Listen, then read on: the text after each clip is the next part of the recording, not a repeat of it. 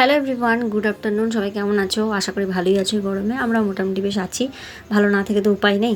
তো এখন দেখো রান্না করতে করতে একটা পার্সেল চলে এলো, তো সেই পার্সেলটা ভাবলাম যে এখনই আনবক্সিং করি তোমাদের সামনে, আর আমাকে এখনই ভিডিওটা দিতে হবে। তো ভাবলাম তোমাদের সাথে একটু এই ক্লিপটা অ্যাড করে দিই। আর প্রত্যেকটা সাইজ দেখো 3XL এসেছে। আমি বলেছিলাম একটু ছোটো সাইজ একটু দিতে, তো অনেকটাই বড় 3XL, মানে বুঝতেই পারছো। তো এখানে দেখো 4টে কালার এসছে, দুটো মেরুন কালার, একটা শ্যাওলা গ্রিন কালার, আর এটা হচ্ছে কি বলে রাস্ট কালার।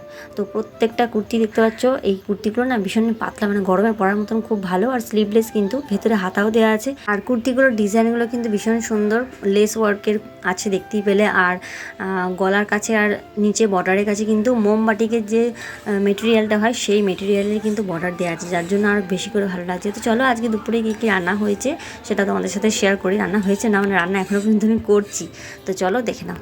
তো দেখো, এটা একটা আলু দিয়ে তরকারি করছি, থোড়ের তরকারি। তোমরা এটাকে কি বলো কমেন্টে একটু জানিও তো। আমার বাবার বাড়ির ওইদিকে কিন্তু সবাই থোড় বলে এটাকে, মানে ওই পাড়াতে থোড় বলে, একই জায়গায় যেহেতু আমার শ্বশুরবাড়ি বাপের বাড়ি। তো এই পাড়াতে কিন্তু অনেককেই দেখছি বলতে এটা চুপসি। তো তোমরা কি বলো কমেন্টে জানিও। এইটাই মুসুর ডাল দিয়ে সেদ্ধ করে নিয়েছিলাম আলু দিয়ে, আর তরকারিটা বানালাম মশলা দিয়ে কষে। তারপর দেখো আলু ভাতে আছে, আর এদিকে উচ্ছে আর বেগুন দিয়ে একটা ভাজা মতো। এদিকে কিছু আলু রেখে দিয়েছি রাত্রেবেলায় খাবো বলে আলু ভাতে দিয়ে, আর একটা ডিম সেদ্ধ। আর এটা আছে কাঁচকলা মাছে আলু দিয়ে একটা গাঢ় করে একটু ঝোলটা করেছি আজকে। তো এখানে আছে ভাত। তো এই হচ্ছে আজকে আমাদের লাঞ্চ মেনু। তো চলো আজকের মতো এখানেই টাটা, সবাই খুব ভালো থেকো।